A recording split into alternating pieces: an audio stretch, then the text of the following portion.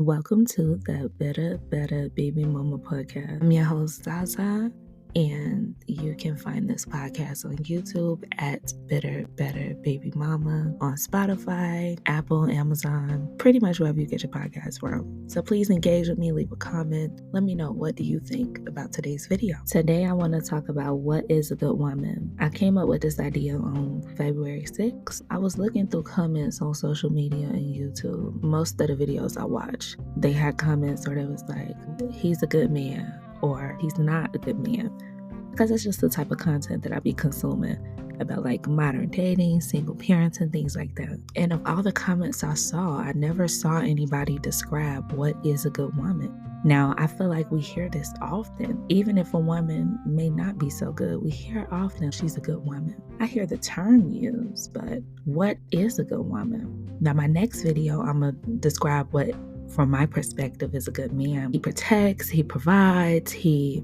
loyal to his wife, he's there for his kids, he's nice to his family, he's a hustler, he's a benefit to his community. Now, I didn't have to think twice about that. We know what a good man is. When it comes to a good woman, I had to organize my thoughts. I came up with a list, so let's go ahead and get started. A good woman to me is gentle, communicative, a positive influence, a positive role model, patient, emotionally regulated, a safe space for others, spiritual, respectful, fair, disciplined, a caregiver, a cheerleader, trustworthy, a fiduciary, dependable/reliable, and a lifelong student. When I think of examples of good women in my life, I think of my stepmom. I think of my Granny Daisy. She passed away and it still hurts me, but she was my favorite person on this earth. I love my granny. She was amazing. I think of my mentor from high school. It's a lot of people. I think of this lady who, she was my friend's mom and she was my first Girl Scout troop leader, and she's a wife. She went to the same church as us growing up. She's a mom. She's a wife. She worked for the light company like this. Miss Leslie, she's an amazing woman. I think of my childhood pastor's wife, Miss Wakefield, wonderful woman. And the characteristics that I listed for what is a good woman are characteristics that they all have, at least the majority of these characteristics. My stepmom was always gentle with me. She was communicative with me. She was just a good communicator in general. She had no problem communicating with like me and my cousins to try to see, what are y'all into? Like, what's the young people up to nowadays? Or like even sharing personal stuff, like what's going on at home? Like with y'all mom, what's happening? So she has a gift for communication, a positive influence. All of the women I named have been positive influences, positive role models. So let's dissect the difference. So influence means you have the ability to instruct someone to do something. But being a role model means your presence in itself is the influence. You don't have to do anything. They're watching you. So I know it's kind of like a distinction without a difference, some would say, but to me that's very different, because I could be a positive influence, but in my opinion, I'm not a positive role model. I had been through a lot of stuff. Like, it's a lot of crap I done went through, I done did, that I would not be comfortable with my kids doing or going through. So when it comes to them mimicking my behavior, no, but I want them to follow my guidance and my influence that I have now as a 26-year-old who has grown, who has matured, who has developed, who has learned, who has gained wisdom. When it comes to patience, I know we like to glorify so-called crash outs and all that, but there's really nothing feminine about it. It's really just a sign that you have zero impulse control. And I don't associate being a good woman with somebody with poor impulse. I think somebody who's patient, who can sit, listen, empathize, regulate their emotions enough to respond appropriately. That to me is a good woman. My stepmom has good emotional regulation. And that's why I put that on the list, because I never ever saw her lose her patience with my mom. Even though my mom was putting my daddy through a lot of stuff, she never said anything crazy. She never treated me different because of it. If anything, she loved me more and wanted to hold me closer. She was I don't want to say stoic because I associate stoicism with masculinity, but I associate emotional regulation with femininity. It wasn't a time where I saw her lose emotional composure or allow her emotions to direct her action. I didn't see that. Just being able to see her as like a consistent person who, no matter what, through the good, through the bad, through the up, through the down, I knew how she was going to respond, how she was going to behave, that emotional regulation she had. I think that is a characteristic of a good woman. Somebody who's not going to be sitting here arguing or fighting with your baby mamas or nothing like that, or arguing, fighting, causing a bunch of mess and stuff when they're upset, or saying things that they can't take back when they're mad. Like, just good emotional regulation. A safe space for others. I feel like any good woman is that. Whether it's a safe space for your kids to know, even when the world is against me, even when teachers and friends turn their backs on me, I can turn to my mom. Or if you have daughters or something, and then their friends might look to you as a safe space to tell you things they might not be so comfortable telling their mom. For example, with me and my mom weren't ever close, so I couldn't tell her anything. When it came to thinking I was pregnant when I was in high school, a kid, I had turned to my mentor for a pregnancy test. I didn't go to my mama. I had to go to my mentor. Now, I think my mentor told me, like, if this is positive, we have to tell your mama. I know she said that, but I didn't even think to want to tell my mama something like that. No, wasn't going to do that. So she wasn't a safe space for me. She was a space who would go and tell things that I perceived to be falsehoods, or exaggerate situations to people in the family to make herself look better. Or she would talk about my dad, or just wasn't very nice to me. So I didn't consider my mom a safe space. I didn't tell her a thing that was going on with me. At a certain point, I stopped talking to her. Like, we lived in the same house and I was not speaking to this lady because she wasn't a safe space for me. So I do think that a good woman has the ability to be a safe space for somebody. Spirituality, religion, it guides a lot of our morality. I'm Muslim, so it's not appropriate or it's not permissible for me to drink alcohol. It's not permissible for me to do a lot of things. Show my hair in public. It's a lot of things that's not permissible for me to do. Touch men I'm not married to. So like when it comes to shaking hands, giving hugs, things that Americans typically do, I can't do that anymore. It's a lot of stuff that I can no longer do as a Muslim because my faith and my religion has this guide that I am expected to follow. And I think that's the same for most spiritual practices. I mean, even when I was Buddhism, we have the 3 defilements. You have things that you can and you can't do. Christians, they have things they can and they can't do. A huge part of why religion is so important for the flourishment of society is because without it, we would just be doing whatever we want. We'll be going based off our own impulses, our own feelings, and that's how you end up with young women who find it necessary to start a bop house or join OnlyFans or do all manner of morally reprehensible things. So I think that in order to be a good woman, in order to have a clear morale, in order to have some sort of guideline to how you are and are not supposed to govern yourself, I think a good woman is spiritual in whatever religion or aspect there may be. Whether you're Hindu, Buddhist, Muslim, Christian, Jewish, whatever your faith. Respectful. Good women don't call other women bad names. They don't sit in somebody's face that they know they were talking mess about.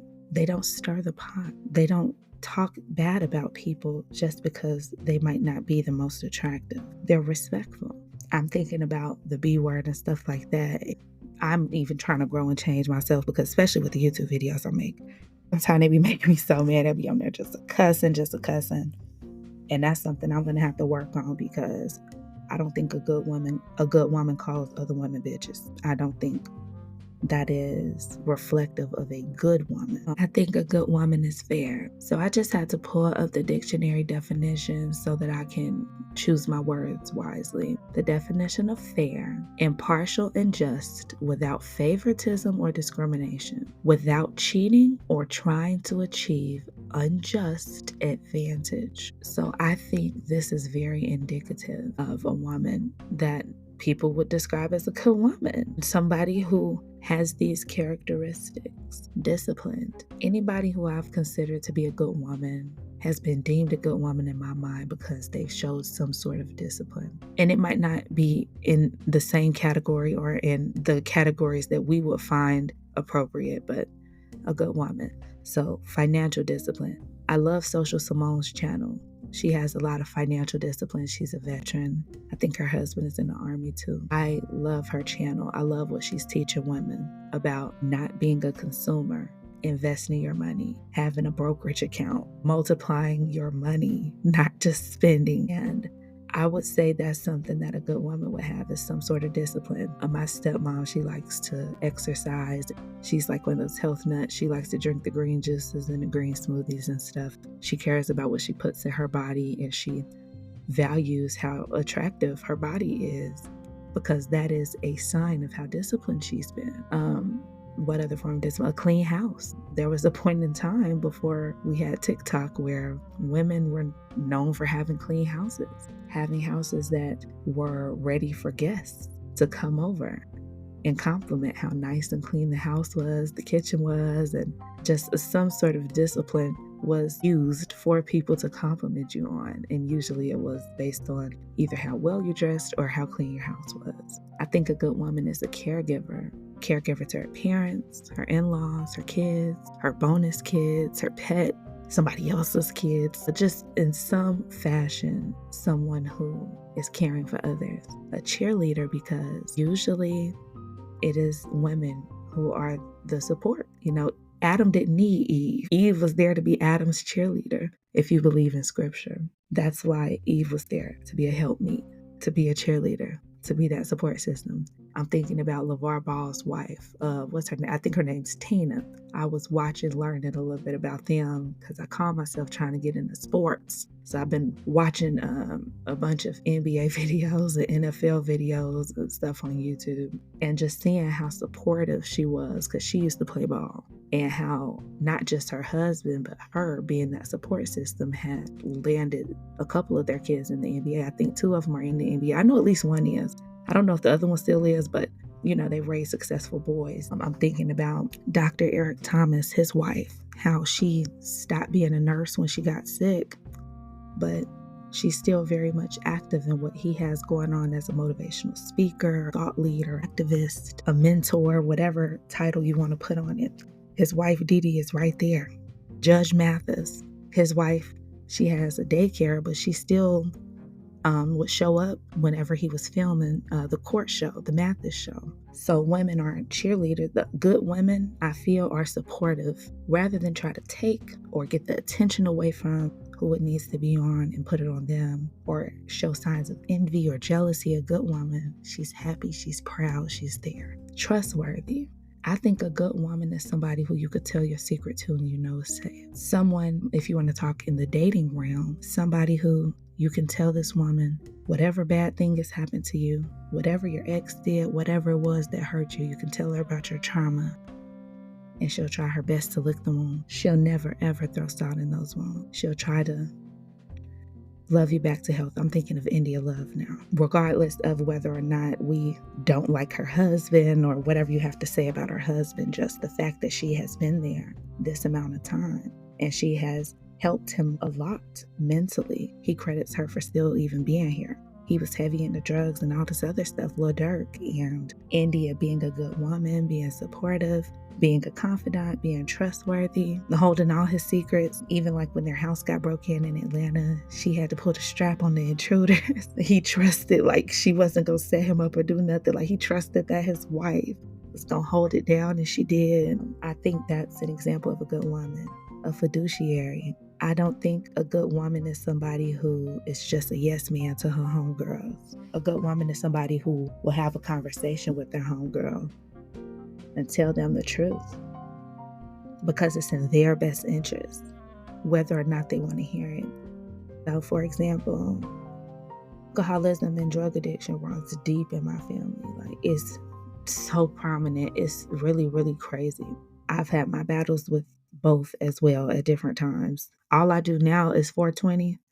I smoke, astaghfirullah, smoke, and I used to be like a heavy alcoholic before I was even legally allowed to drink.